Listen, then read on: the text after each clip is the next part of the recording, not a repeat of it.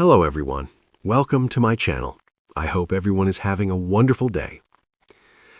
The studio lights were softer that morning, as if they sensed the weight of what was about to be said.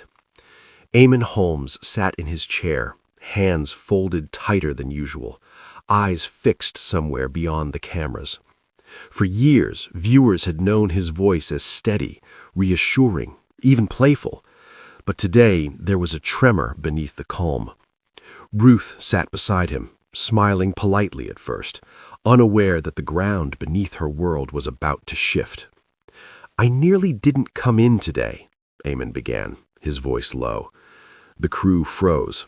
Ruth turned toward him, brows knitting together. This wasn't on the script. This wasn't banter. "What do you mean?" she asked gently. Eamonn swallowed hard.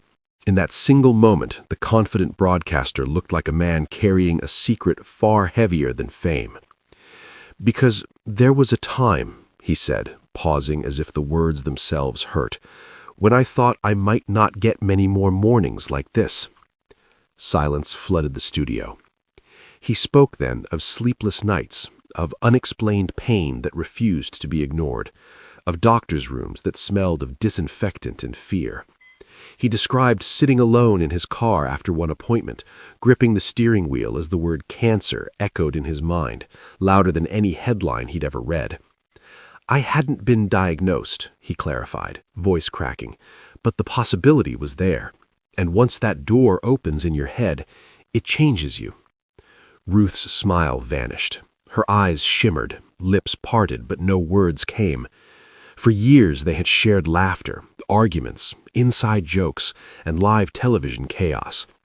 Yet this was a side of Eamonn she had never seen laid bare. "I didn't tell many people," he continued. "I didn't want to be pitied. I didn't want to be the man people whispered about. But mostly I was scared. Scared of becoming a burden. Scared of losing everything before I'd even said goodbye properly."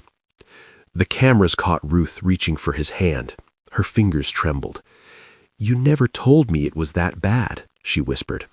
"I know," Eamonn replied, tears finally escaping, "and that's what breaks my heart." He spoke of waiting for test results, of time stretching unbearably slow, of imagining his family's faces if the news went the wrong way. He admitted that even laughter felt borrowed during those weeks, as if joy itself had an expiry date. When the doctors finally ruled out cancer, relief didn't arrive like fireworks. It came quietly, almost guiltily. "I should have felt happy instantly," he said, "but instead I felt changed, like I'd brushed against something dark and it left a mark." Ruth wiped her eyes, voice barely steady. "You're one of the strongest people I know, and I hate that you carried that alone." Eamonn shook his head. "Strength isn't silence. I learned that too late." The studio remained hushed long after the segment should have ended.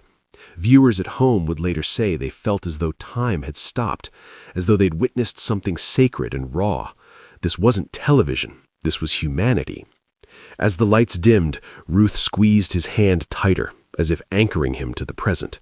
No jokes followed, no clever sign-off, just two people sitting with the truth, fragile, painful, and real. And in that quiet moment, the heartbreak wasn't just the fear of illness, but the realization of how close we all come to losing what we assume will always be there.